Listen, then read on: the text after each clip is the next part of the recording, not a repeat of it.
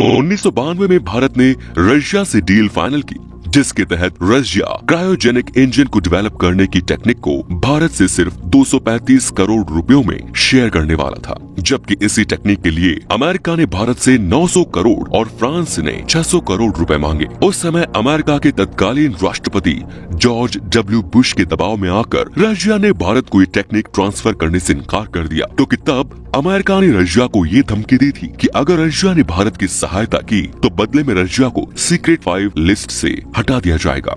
1991 में यूएसएसआर पहले ही विघटित होकर अपनी ताकत खो चुका था, इसीलिए रशिया ने फ्रांस और अमेरिका के दबाव में आकर ये डील फाइनल करने से मना कर दिया। साथ ही भारत को क्रायोजेनिक इंजन देने से भी मना कर दिया, जो भारत ने रशिया से मांगे थे। अब रशिया के इस इनकार के बाद भारत के सामने एक ही विकल्प बचा था कि वो खुद क्रायोजेनिक इंजन को डेवलप करे। तब इसरो ने स्वदेशी क्रायोजेनिक इंजन का विकास करने का फैसला किया और नंबी नारायणन को इस प्रोजेक्ट का डायरेक्टर बनाया गया। नंबी नारायणन वही व्यक्ति थे जिन्होंने पहली बार भारत में लिक्विड फ्यूल टेक्नोलॉजी का विकास किया। इसरो का PSLV इसी टेक्निक पर आधारित इंजन का इस्तेमाल करता है। अमेरिका किसी और देश को अंतरिक्ष कार्यक्रम में आगे बढ़ते नहीं देख सकता था। उसी समय शक्ति के नशे में चूर अमेरिका की सेंट्रल इंटेलिजेंस एजेंसी CIA ने एक षड्यंत्र रचा।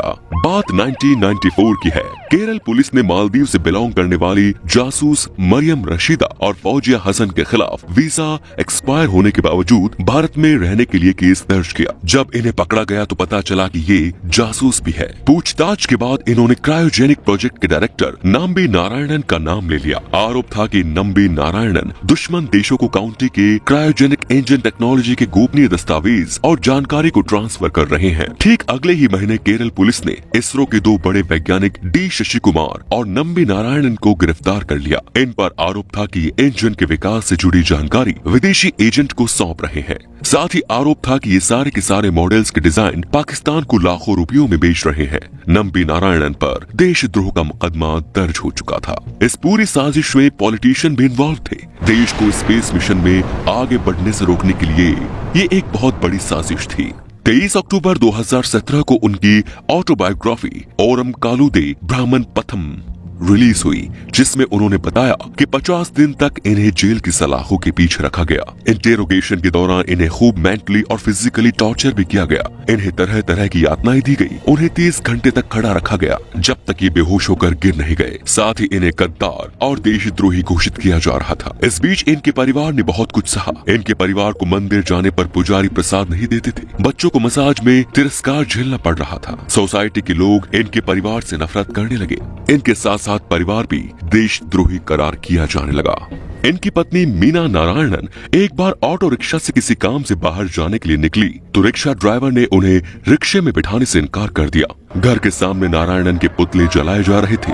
इनकी पत्नी पूरी तरह डिप्रेशन में जा चुकी थी और किसी से भी बातचीत करना बिल्कुल बंद कर दिया था। उस समय इसरो भी नंबी के सपोर्ट में नहीं आ पाया, क्योंकि इसरो कानूनी मामले में हस्तक्षेप नहीं कर सकता था। नंबी नारायणन भी अब टूट चुके थे। एक बार इनके दिमाग में सुसाइड करने की भी बात आई, लेकिन तब ये अपनी फैमिली को याद करके मजबूती से डटकर साजिश के खिलाफ लड़ने के लिए खड़े हो गए। 1996 में CBI ने मामले को फर्जी मानते हुए केस बंद करने की सिफारिश की और अपनी रिपोर्ट में कहा कि जिन अधिकारियों ने इस केस को गलत तरीके से पेश किया उनके खिलाफ कार्यवाही की जाए।